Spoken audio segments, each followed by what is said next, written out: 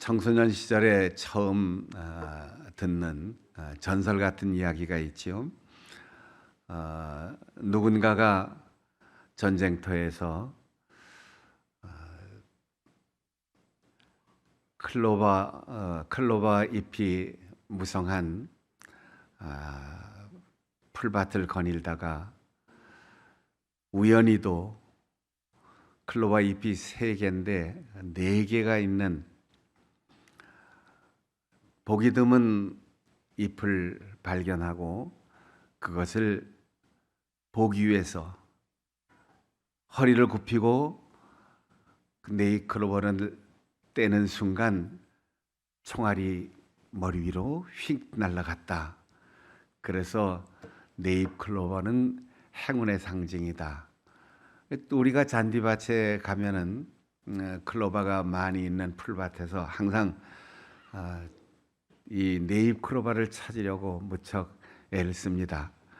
기분이 좋지요, 찾으면. 근데 어느 때부터 이제 네잎클로버를 찾지 않게 될 때 전설과 신화, 민담 그리고 여론에 흔들리지 않고 그냥 자기 분수대로 살자 하는 우연히 날아오는 행운, 그런 것을 믿지 않는 좀 건조한 마음을 갖게 되면 그런 설레임이 사라지는 거죠. 네잎클로버의 꽃말은 행운입니다. 행운이라는 것은 의도하고 노력해서 이루어지는 것이 아니고 아주 드물게 전혀 예상치 못한 장소와 환경에서 만나는 것, 그것을 행운이라고 합니다. 그런데 새잎 클로버의 꽃말은 행복입니다.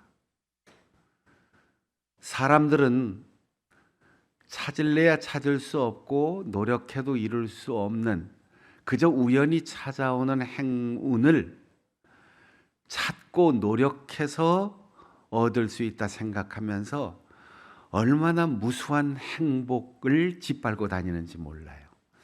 우리는 나의 일상에 수없이 우리의 발걸음 닿는 곳마다 하나님이 뿌려놓으신 기적과 축복의 아름다운 이파리들이 무성하게 있지만 그것을 감사할 줄 모르고 그것을 기쁘게 여길 줄 모르고 짓밟으면서 우연히 있을지 모르는, 아니면 그냥 지나가 버릴지 모르는 행운을 찾아서 몸부림치고 애쓰고 노심초사하며 살아가는 우스꽝스러운 모습을 우리가 꽃말에 비교해서 찾아볼 수 있습니다. 학생 시절부터 믿음의 형제였던 2사람의 젊은 남자 친구가 있었습니다. 우정도 좋았고 서로 신뢰하고 또 신앙도 함께 키워가며 서로를 위하여 기도하던 좋은 친구. 그러나 이제 학창 시절을 떠나서 각자의 직장으로, 그리고 점차로 만나는 횟수가 줄어들면서 서로 약속을 했습니다. 첫 직장에서 월급을 받았는데 100만 원씩 월급을 받았습니다. 그 월급여에서 우리가 배운 대로 이제 11조 생활을 하자. 그래서 교회에서 만날 때마다 서로에게 11조의 액수가 많아지기를 서로 빌어주고 11조가 날마다 늘어가기를, 달마다 늘어가기를, 해마다 늘어가기를, 그렇게 서로를 위하여 기도하자. 그리고 죽을 때까지 변함없이 11조 생활을 하자. 그렇게 약속을 했습니다. 그 마음 변치 않기를 서로를 위해서 굳건히 기도해 주는 믿음의 동지로 살았습니다. 결혼을 하고 직장에서 승진을 하고 또 한 사람은 새로운 사업을 시작하고 한 사람은 고위직이 되고, 그렇게 해서 성공한 2사람이 아주 오랜 세월이 흐른 다음 만났습니다. 사업을 해서 직장에서 성공한 친구와는 비교할 수 없이 큰 성공을 한 친구가 요즘 고민이 있어. 왜? 무슨 고민인데? 사실은 100만 원 월급 받고 11조 할 때 그게 굉장히 커 보이고 아까웠지만 그래도 변함없이 지금까지 11조 생활을 잘 했는데 요즘 들어서는 11조를 제대로 하기가 너무나 힘이 들어. 아니 10분의 1 인생의 원칙을 정했고 성경이 가르치는 원칙인데 11조 하면 되지. 뭐가 어려워. 요즘 11조를 계산해 보니까 억대가 넘어갔거든. 그러니 11조를 1억씩 해야 되는지 고민이 되더라고. 그보다는 못하지만 직장에서 고위직으로 성공하고 그래도 월급을 꽤 많이 받는 이 친구가 이렇게 얘기했습니다. 뭐 망설일 필요 없어. 간단해. 내가 너를 위해서 이제부터 기도 제목을 바꿀게. 어떻게? 다시 100만 원 월급으로 10만 원 11조를 기쁨으로 하게 해 주시옵소서. 내가 이렇게 기도 제목을 바꿀게. 얘기는 여기서 끝나요. 여러분, 90만 원 자기의 생활비가 9억으로 올라간 생각은 하지 않고 11조 10만 원이 1억으로 올라간 것은 아까운 거지요. 우리는 늘 그렇습니다. 물고기가 물속에 살면서 먹을 게 있는가 없는가, 환경이 어떤가, 그런데 불평을 갖지 않습니다. 물속에 있을 수 있는 것, 그것이 99%의 자기의 노력이 아닌 은혜인 줄 알기 때문입니다. 어떠한 식물도 자기 스스로 옮겨가지 못합니다. 뿌리박고 사는 그 땅에서 영양분이 좀 부족해도, 비가 자주 오지 않아도, 바람이 심하게 불어도 흙을 파고 들어가서 깊이 뿌리 내릴 수 있는 그 흙덩이가 있음을 감사하면서 제 자리를 지키고 계절을 따라서 잎을 피우고 꽃을 피우고 열매를 맺고 감사하는 마음으로 그 무성했던 잎과 꽃을 다 떨어뜨립니다. 동물들도 마찬가지입니다. 아무리 사나운 맹수라도 밀림에 수많은 먹잇감들이 있어도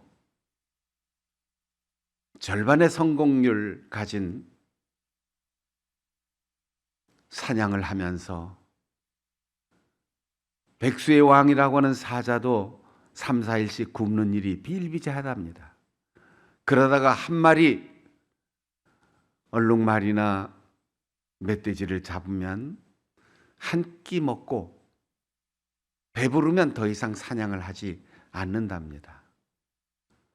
그런데 사람만 배가 불러도 더 먹어요. 집에 쌓아놓고도 또 사냥을 하러 나갑니다. 은행의 잔고나 냉장고에 있는 것, 내가 구입한 물품 거기에서 만족하지 않고 언제나 더. 그래서 감사가 없습니다. 늘 우리는 강박관념에 사로잡혀 있습니다. 그래서 감사가 사라지는 것이죠. 바울 사도가 고린도 교회에 편지할 때 그 당시 로마 제국의 지배하에 있는 지중해 세 개는 아테네, 스파르타, 그리고 고린도 세 개 가장 큰 3대 도시 중에 하나였습니다. 그리스 본토와 팔로폰네소스 반도를 연결하는 지역에 있는 이 고린도는 세계 최대의 무역항이었고 가장 부유한 사람들이 살았고 그 반면 가장 타락한 도시였습니다. 종교가 타락했고 사람들의 삶이 부패했고 어떠한 부정한 수단도 성공하면 용납받는 그러한 세대를 살고 있는 지역이었습니다. 교회 안에는 그리스인들과 또한 율법의 가르침을 받은 유대인들이 함께 섞여서 서로 이질감을 해결하지 못하고 똑같은 예수 그리스도를 믿고 똑같은 하나님을 아버지라 부르면서도 서로 믿는 방법이 다르다고 생각하였습니다. 그러면서 서로를 정죄하고 비난하고 교회 안에 여러 가지 분파가 생겨서 서로 반목하고 질시하며 대립하고 있었습니다. 이 슬픈 소식을 들은 바울 사도가 붓을 들어 편지하면서 예수 그리스도의 종 나 바울이 너희를 위하여 먼저 은혜와 평강이 있기를 원한다. 아니 지금 매를 들어도 시원찮을 텐데 모질고 호된 야단을 쳐도 시원찮을 텐데 조목조목 따져서 비난하고 잘못된 것을 지적해도 시원찮은데 은혜와 평강이라니요. 은혜, 카리스라는 말은 헬라 사람들이 가장 바라는, 가장 소원하는 상태, 그리스 사람들이 가장 좋아하는 단어입니다. 평강, 이것은 유대인들이 가장 바라며 원하는, 좋아하는 단어, 샬롬의 번역입니다. 평강, 평화, 평안, 안녕.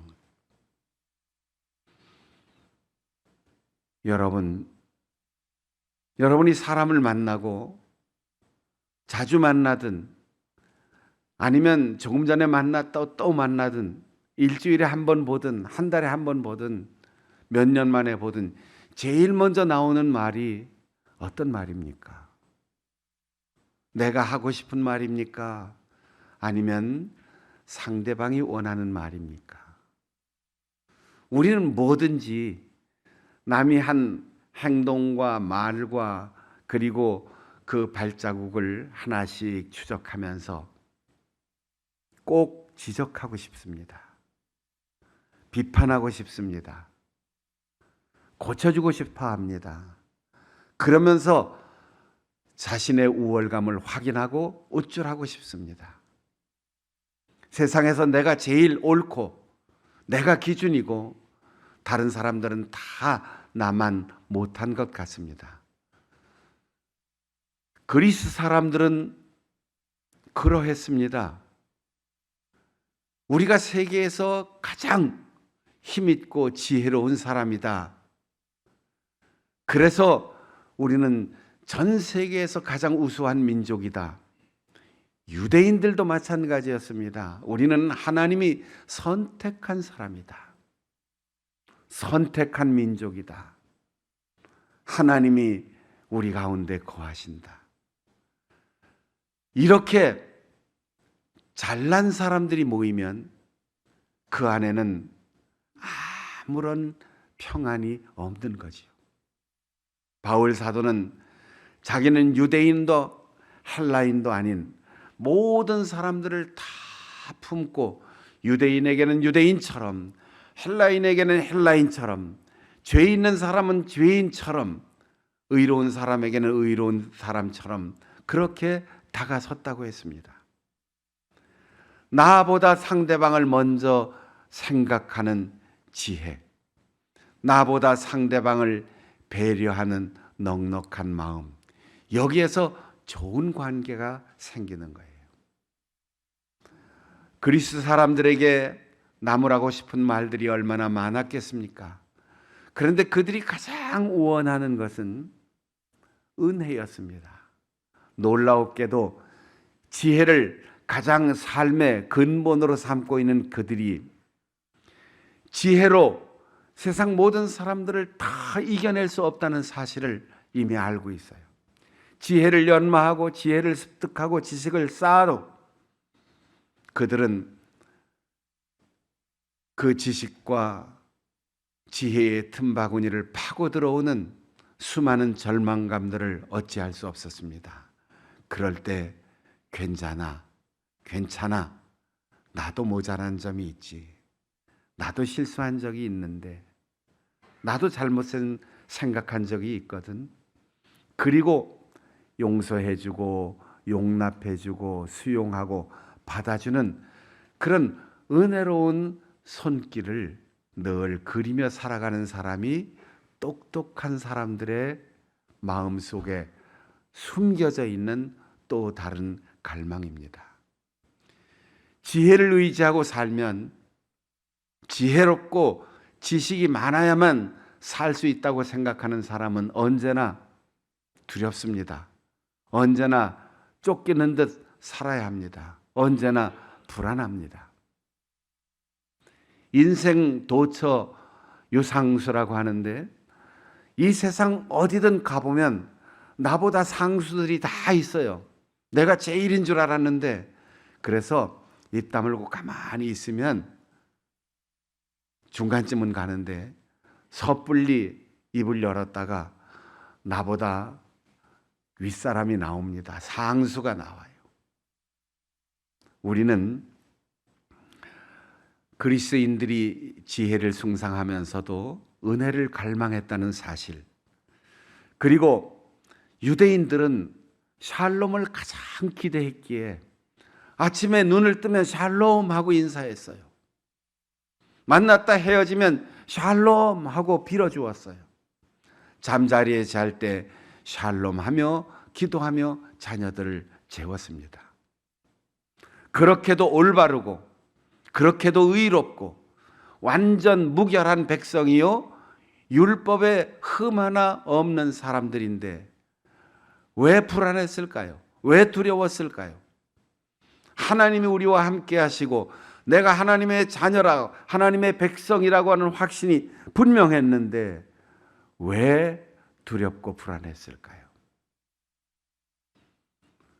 의로우면 의로울수록 떨어질까 하는 두려움이 점점 더 생기는 거죠. 남들의 실수를 바라보면 나도 그럴 수 있는데 불안하죠. 하나님께서 우리에게 평강의 왕 예수 그리스도를 보내주셨습니다. 평강의 왕의 이름이 무엇입니까? 임마누엘이에요. 우리가 안전한 것은 기술이 발달하고 보행을 자유롭게 할 수 있도록 훈련받고 신체를 건강하게 단련하고 영양분을 잘 섭취해서가 아니라 하나님께서 내 곁에서 나를 붙들어 주시기 때문입니다.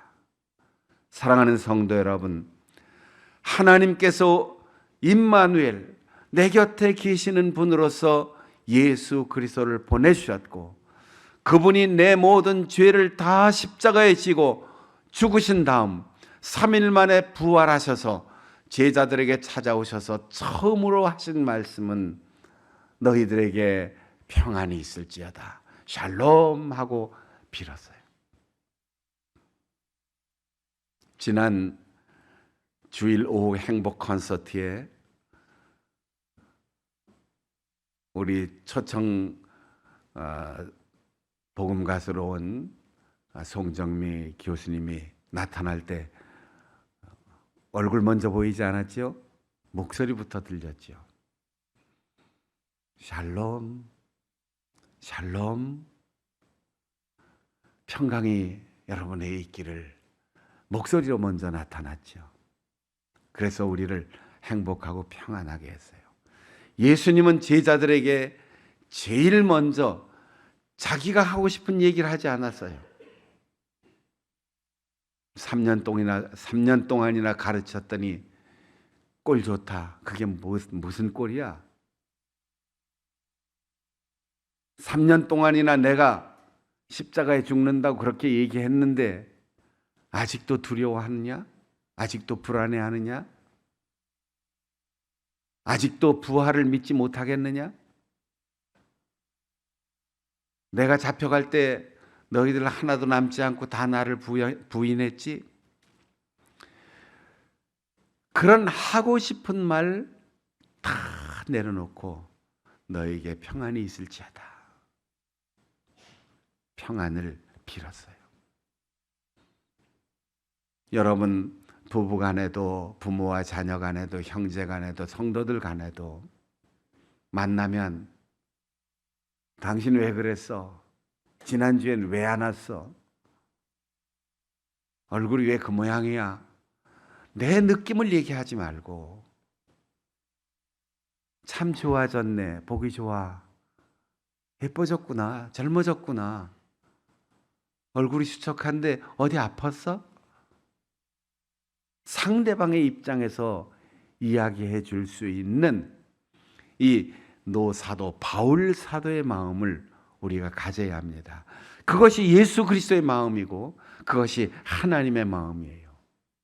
바울 사도가 고백했잖아요. 내 안에 그리스도의 심장을 가졌다. 내가 그리스도의 심장을 가졌다. 내가 그리스도의 마음을 가졌다. 여러분, 한 해의 달력을 접고 이제 교회의 새로운 달력을 시작하는 이 대림절 첫 주에 여러분의 마음 속에 바울 사도의 이 사랑의 마음, 예수 그리스도의 마음, 은혜를 빌고 평강을 빌어주고 상대방의 입장을 먼저 생각하고 말할 수 있는 참된 사랑의 언어를 소유할 수 있기를 축복합니다. 여러분 마음속에 이런 진실한 사랑으로 대화를 시작한다면, 상대방을 먼저 잘 되기를 빌어주는 복된 마음을 가진다면 누구와 등지겠습니까? 누구와 다투겠습니까? 어디에 가서 문제를 일으키겠습니까? 어디에서 환영받지 못할 사람이 되겠습니까? 두 번째로 바울 사도는 고린도 교회에 그리스도의 증거가 너희들에게 견고하게 되었다라고 했어요. 우리는 늘 증거를 보고 싶어 합니다. 법적으로 증거가 있어야 범죄든 무죄든 그것이 기준이 되어서 판결을 할 수 있습니다. 증거가 없으면 말하는 건 아무 소용이 없어요. 그런데 하나님께서 고린도 교회를 유대인과 헬라인으로 가르지 않고 남자와 여자를 가르지 않고 유대인의 계급의식처럼 율법을 잘 지키는 의로운 자와 그렇지 못한 죄인을 가르지 않고 그리스인들처럼 귀족과 천한 노예를 가르지 않고 모두를 다 끌어안고 그리스도 안에서 너희가 풍족함을 누리고 있습니다. 여러분, 목사라서 더 풍족한 게 아니에요. 새신자라서 덜 풍족한 게 아니에요.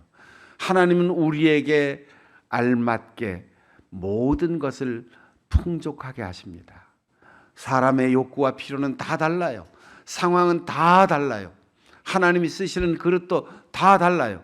그러나 하나님은 결코 우리를 맨몸으로 맨손으로 내보내시지 않습니다.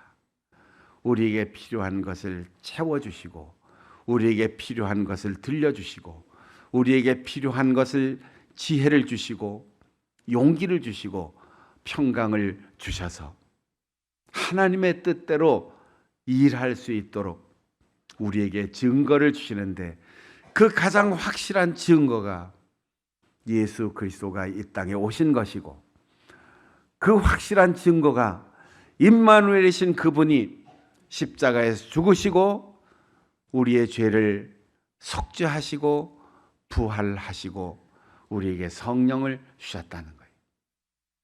우리의 마음을 순수하고 깨끗하게 욕심에서 떠나고 죄의 유혹에 흔들리지 않고 하나님이 우리에게 허락하신 교회를 통하여 우리에게 주신 가장 소중한 보물, 성경 말씀을 읽고 쓰고 듣고 그 말씀을 묵상하는 가운데 우리에게는 이 세상 어떤 인감 도장보다도 더 확실하고 이 세상의 어떤 보증사보다도 더 확실한 하나님의 증거가 우리 속에 견고하게 서게 되는 것입니다. 또한 그는 너희들이 예수 그리스도의 다시 오심을 기다리되 모든 은사에 부족함이 없게 하셨노라. 대림절은 기다림의 계절입니다. 성탄절을 손꼽아 기다리던 그 설레임이 여러분 우리 속에 아직 남아 있습니까? 열심히 만들고 쓰고 또 사고 우표를 붙이던 그 추억의 크리스마스 카드를 여러분 기억하십니까? 그리고 그것을 고이 간직하고 오랜 세월이 지난 후에 펴보는 즐거움이 여러분에게 있으십니까? 크리스마스 캐롤을 불러본 지는 얼마나 되셨습니까? 성탄절을 기다리는 4주간 이 대림절 기간 동안 우리는 지난날 오셨던 예수 그리스도를 기억하고 오늘 내 곁에 임마누엘로 와 계신 예수님을 감지하고 다시 오실 마라나타 재림의 주님을 간절히 기다리는 것입니다. 이 기다림에 부족함이 없이 그분이 올 때까지 우리의 시간이 다하지 않도록, 우리의 수명이 다하지 않도록, 우리의 건강이 다하지 않도록, 우리의 명석한 두뇌가 다하지 않도록, 우리의 뜨거운 열정이 다하지 않도록 하나님은 우리에게 풍성한 은사를 주십니다. 우리에게 성탄을 기다리는 이 날을 1년에 하루씩 주시는 것은 우리의 평생 그런 어린 아이의 순수함으로 주님 오실 날을 기다리라는 것이죠. 우리는 나그네입니다. 우리의 본향을 기다리며 걸어가는 것이고 우리를 마중 나오실 그분을 기다리며 주님 앞에 간절히 우리의 몸과 마음을 신앙의 정절을 지켜 준비하는 기간입니다. 나는 부족해. 나는 불안해. 두려워. 이건 우리의 감정이고 생각일 뿐입니다. 성경을 읽으세요. 찬송하세요. 기도하세요. 예배에 열심히 열중하여 참석하세요. 그러면 내가 얼마나 풍족한 사람인 줄을 깨닫게 될 것입니다. 여러분, 한국은행 금고에다 여러분 가둬놓으면 풍족하시겠어요? 금은방에다 가둬놓고 물 한 방울 밥 한 톨 주지 않으면 여러분 풍족하시겠어요? 우리는 밥 한 그릇 물 하나 그거면 족합니다. 그런데 하나님은 우리의 매일의 양식을 책임져 주셨고 지금까지 수많은 사고와 질병, 죽음의 위기의 순간을 다 지나가도록 우리에게 은혜를 베풀어 주시고 내 곁에서 지켜 주셨습니다. 오늘까지 우리가 받은 은혜를 헤아리면 헤아릴수록 감히 수치로 표현할 수 없을 만큼 많은 은혜, 이것을 잊지 말고 주님 오실 날을 간절히 대망하는 이 대림절기를 지낼 수 있는 우리 모든 성도들이 되시기를 바랍니다.